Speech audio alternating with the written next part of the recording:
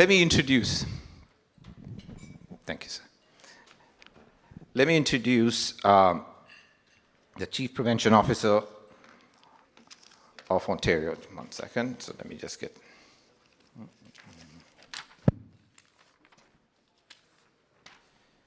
Okay.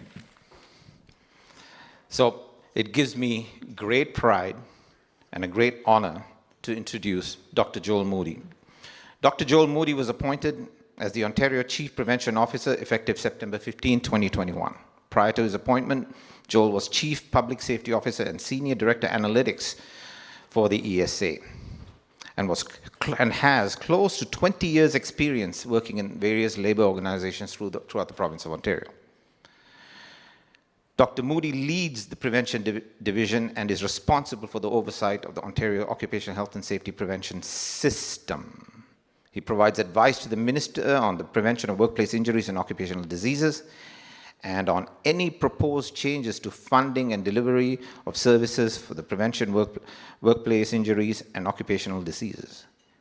He works with the WSIB and the Health and Safety Associations related stakeholders to advance the transformation of occupational health and safety to an evidence-based and outcome-focused model to eliminate workplace injuries, fatalities, and illnesses.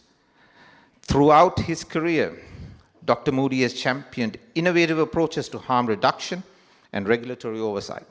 He's well known throughout the health and safety sector for his ability to build and maintain strong relationships with stakeholders, as well as his passion for worker health and safety, equity, diversity, and inclusion are also central to his philosophy and leadership. Dr. Moody holds an executive education certification in strategic management of regulatory and enforcement agencies program from Harvard University. He's a Doctor of Medicine, MD, and has an advanced certificate in epidemiology and biostatistics from George Washington University. He has a Master's of Public Health and International Epidemiology from the University of Alabama at Birmingham. And most of all, he also has a Bachelor of Science degree in Engineering and Environmental Engineering, from Civil and Environmental Engineering from Duke University. Great pleasure to announce the presence of Dr. Moody. Thank you. Applause, please.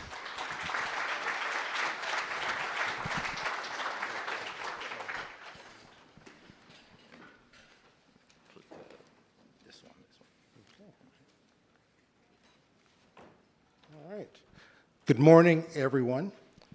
My apologies. Technology works when it works. All right, then I'll stop there. First and foremost, to my colleagues at 4S, thank you very much for having myself, and I know Richard will come and also speak with you a little bit later. But really wanted to provide some opportunity to gain some insights as to where are we as a province? Where are we as a health and safety system currently, but also what's to come? Because each of you, we all have a part of that system, and we also have a part of its success. So want to talk with you a little bit about what we do. As introduced, I'm Joel Moody, I'm your CPO.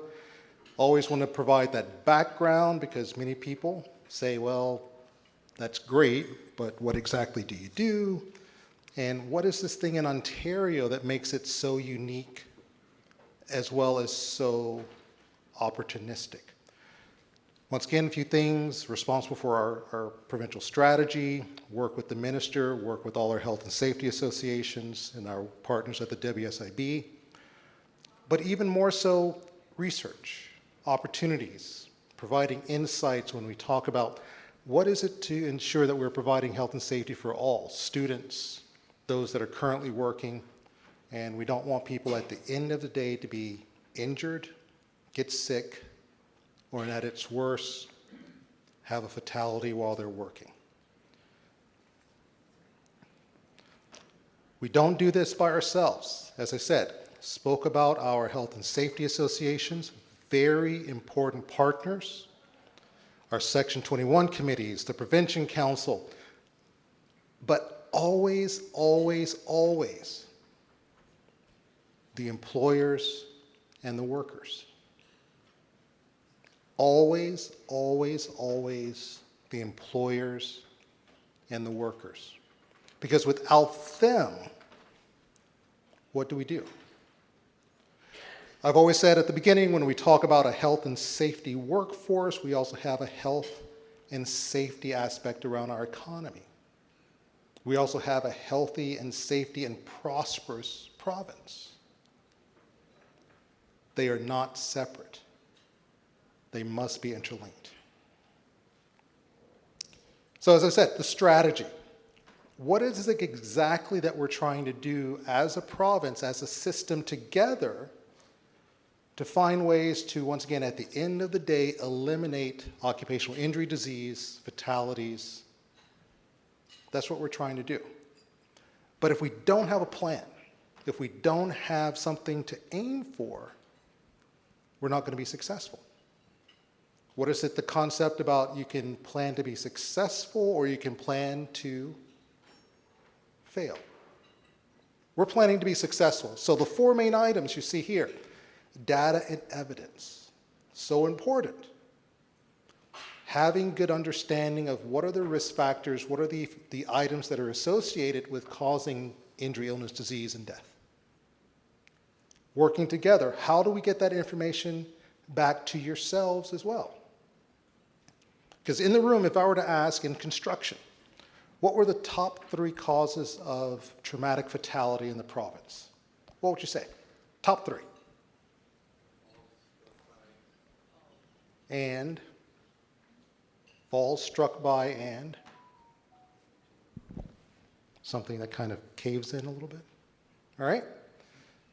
Now that you understand, almost 80% of those fatalities are in those 3 areas. So as you're planning, what do you do?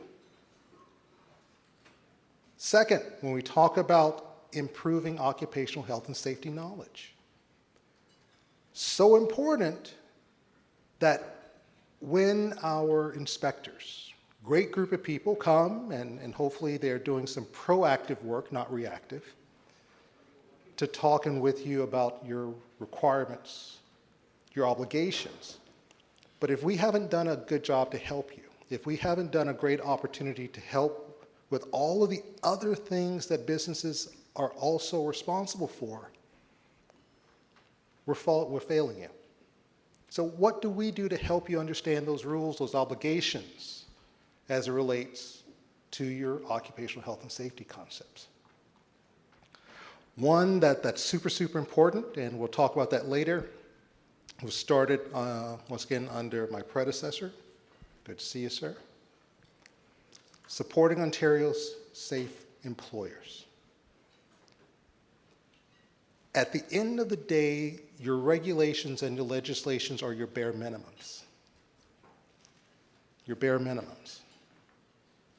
And I always tell this joke. When I was in medical school, we had a formula. C equals MD. Basically, if you pass, you graduate, you become a physician. But that's the bare minimum. Who in the room wants to see a physician that just graduated from their medical school? As a business, as an employer, do you want to be the bare minimum? Excellence, striving for that. And then how do we support you? How do you use that potentially for some advantage? Last I checked, in the statistics, the government from the construction sector, we're trying to build 1.5 million homes. But we need staff to do so, and I hear that we're looking for employees. Well, those are your employees that you're now competing to hire and find. People want to work for industry and businesses that are safe. So how is this now a competitive advantage? By demonstrating that you've invested in your systems that are audited, that they're in process, that actually work. That's what we're looking for. And then the last one, the heartbeat of our province from an economic standpoint, small businesses. And I say that on purpose, the heartbeat of our province. Small businesses, you're on the tools, your supply chain, filing your taxes, and everything else, and occupational health and safety. We do a good job with those others, ensuring that you're up to date with your taxes, and once again, you're supplying, you're procuring, you're actually delivering your goods and services to your clients. And we have to do those. So from a small business perspective, how do we assist? How do we help? How do we find ways to minimize a lot of the redundancies that are also in place, as an example? But even more so, we talk about overarching themes, and that's where we talk about one that's near and dear to my profession, an occupational illness standpoint. I'm an oncologist by training. So how do we find ways to minimize exposures before disease happens?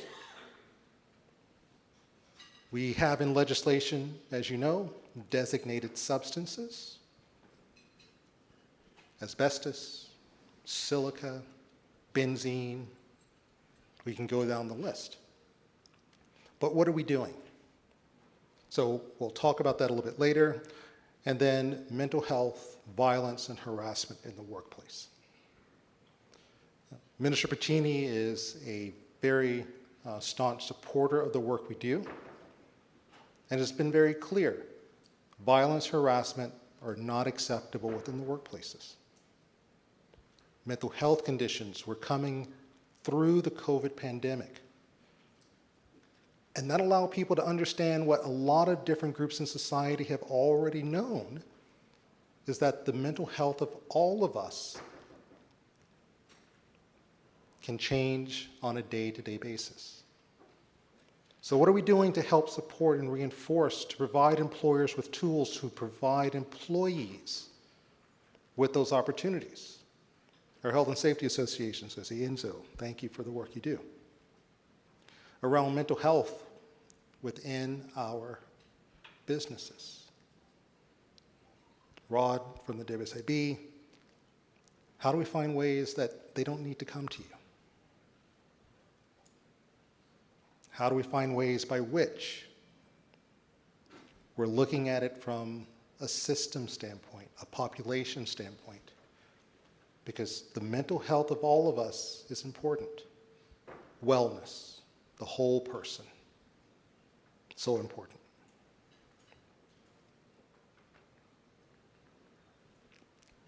As I said, what are we doing moving forward for this particular kind of calendar year, fiscal year, whatever you want to talk about? A lot of great things. Training, supports, and once again, I cannot emphasize more recognition. So occupational health and safety training, thank you so much for those that are providing feedback to us on our working at height standards and training aspects that are great. Joint Health and Safety Committee, we're finishing the review, the 5-year process. Great feedback, an opportunity to improve what has already been a great program and a great process, but tweak it a little bit. Understanding what's important now. What have we learned about violence, harassment in the workplace? What have we learned about mental health? What have we learned about having a diverse workforce? Once again, remember in Ontario, we're unique from the standpoint of, at the end of the day, that internal responsibility system is so important. The joint discussion between employer, the joint discussion between employee, your health and safety representative, depending upon your business size, but that joint health and safety committee, vital. So what do we do to ensure that the training is there and incorporate that into those daily practices? Resources, compliance. Would be remiss, my colleagues, in what we refer to as our Fair, Safe, and Healthy Workplace Division, which are inspectors, in compliance, important. We are the regulator as well. but we want to ensure that we're assisting and not being punitive at the beginning. So working with our health and safety associations around guidance, working with our private training providers. So important, because as a system, the supports that businesses need, the support that businesses want, how do we provide those services? And as I said, recognition. How do we talk about the positives? Those positive disruptors in the system. I may be dating myself a little bit, but any Anne Murray fans? What was her song? A Little Good News? Right? Let's talk about a little good news.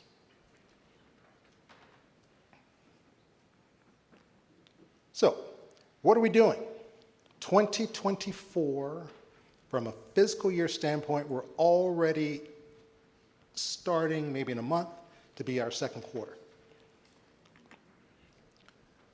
We purposefully put the prevention work strategy at the center.